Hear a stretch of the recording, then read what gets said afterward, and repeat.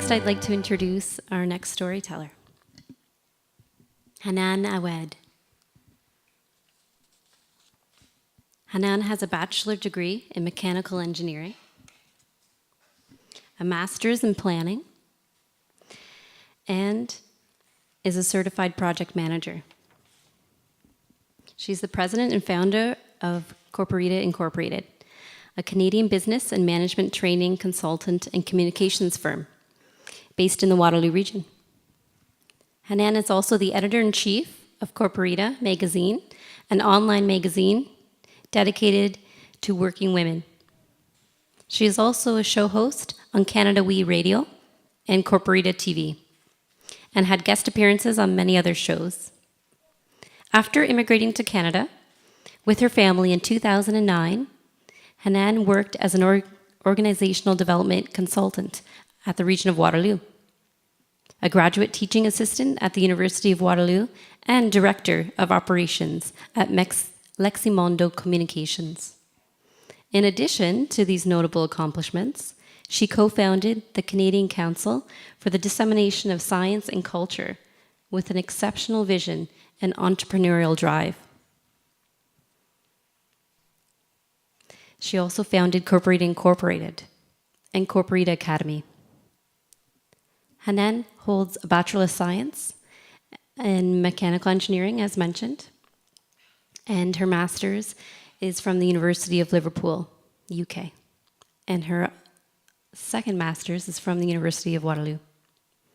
Hanan is actively involved with the community and believes firmly in volunteering and regularly gives her time to the community. She enjoys writing about leadership, communication, and business. Please welcome Hanan.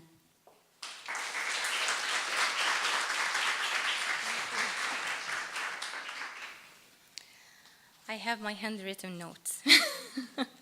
Who does this?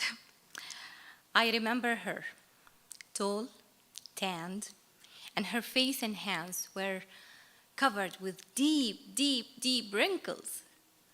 I was only 12 when she passed away. She was 90 at that time. Her name was Nafusa, and she used to work in my father's family house when he was young.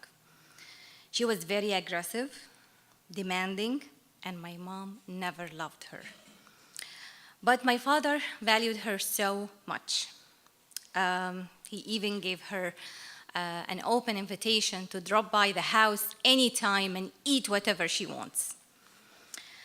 My father later told me her story. Because she couldn't bear a child, her husband kicked her away, out of the house. She was very young at that age. She was 14. And suddenly, she found herself alone, poor, and homeless. But she was a very, very strong woman, physically and emotionally. She worked in a store, using her body strength to lift heavy things and clean. And one day, the store owner harassed her. Very angry, Nafusa headbutted him. Covered in his blood and embarrassment, again, he kicked her out. For me, Nafusa symbolizes the notion of a working woman in so many places around the world. Many women woke up in the morning and ask themselves, whom I'm going to headbutt today? With the ever-popularized advice to lean in one hand, and the stories we heard about those strong women who fought for our rights on the other hand. Women like me are trying every day to figure out things on their own. While the roles of sexes are highly researched throughout the history, we still need to understand how those roles evolved, how our brain wiring, biological and psychological differences play a role in how we carry ourselves. When I was a young girl growing up in Egypt, which is a predominantly sexist society. I was bombarded with contradicting messages all the time. My mom, I love my sweet mom. She wanted me, the girly girl that should love to clean and cook and do some needlework. And she forced me to give up my sports to study a few extra hours a day. And my father, who loved my tomboy nature, yet resented it. And the religious scholars on the TV and at the private halakas or circles that my father hosted in our house explained to me and the other women and other girls over and over and over why my brain and my religion and my body are incomplete. Yes. One of the reasons is the 5 or 7 days in the month when we get the thing. The second most famous explanation is because women are too emotional and soft, and they lack the sound judgment. Everyone around me had an opinion and a say on what should I wear, when should I speak and what to say, what to do, and even how should I feel. Spending the majority of my life in girls-only private schools, interacting with boys was like sailing in turbulent waters. I sometimes wonder how I survived. And even many years after, I insisted to join mechanical engineering and be the only girl among a class of more than 90 boys. Not even this, surviving the verbal and mental and emotional abuse of peers and some naughty professors. Later, of course, I worked in male-dominated jobs. I'm a mechanical engineer.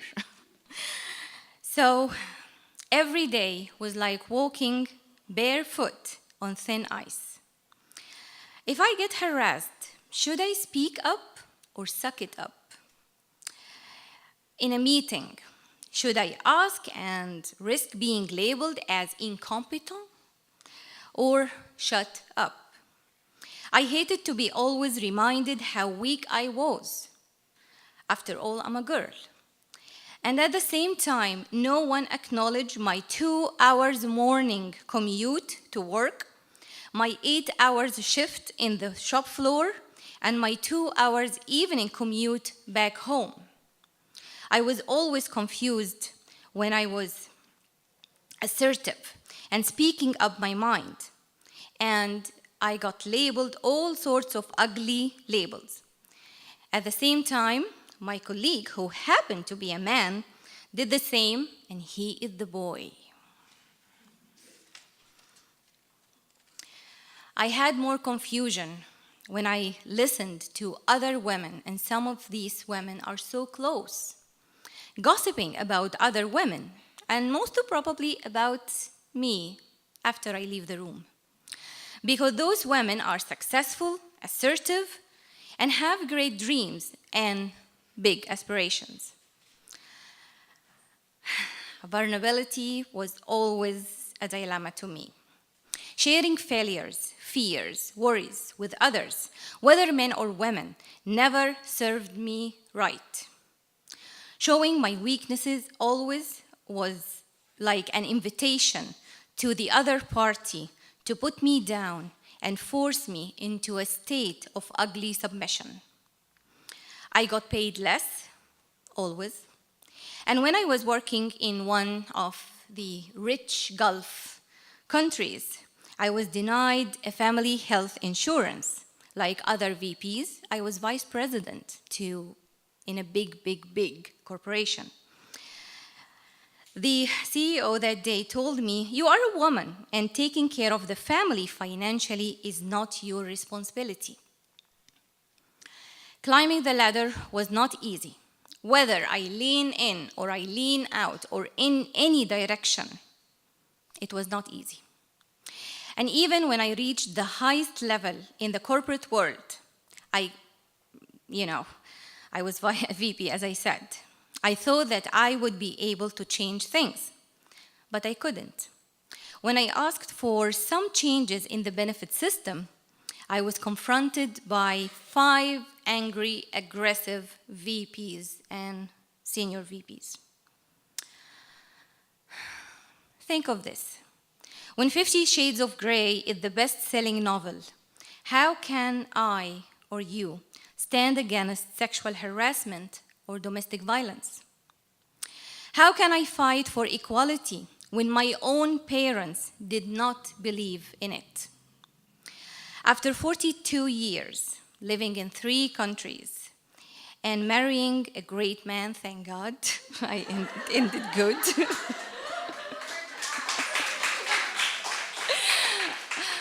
And having 2 wonderful young gentlemen at home, I learned that we don't need to fight for gender equality or womanhood or female power.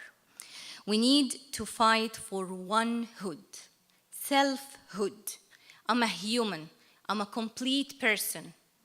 Regardless, man, woman, doesn't matter. I'm a human. I'm a complete person. I deserve a complete wage, a complete list of benefits that you give to anyone else. I deserve a promotion. I deserve a place in the table. I submit only to my Creator, not to any of His creations. I don't have to shy away from sexuality or femininity. There is no shame in expressing my desire or needs. There is no shame to serve my husband and my family. They serve me as well. There is no shame to work on a career. Whether you are a single mother or a single father, raising kids without a partner is hard. But it is not enough to be considered a career breaker. We shouldn't tell women that staying home to raise your kids is bad. In fact, we all should carry those gaps in our careers as a badge of honor, not to hide it in our resumes, with a list of community and volunteer activities to show that we were busy doing other stuff. I was busy raising kids. We have to list those gaps with pride in our resumes. I remember when I stayed home caring for my kids, how it was so difficult for me to rejoin the job market.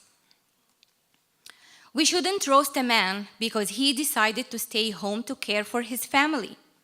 We shouldn't blame a woman who refuses to stay after hours because she has to go home and cook dinner.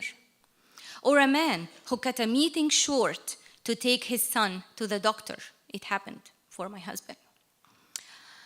The only solution to many of our problems is to stop shaming each other for whatever choice we made in life.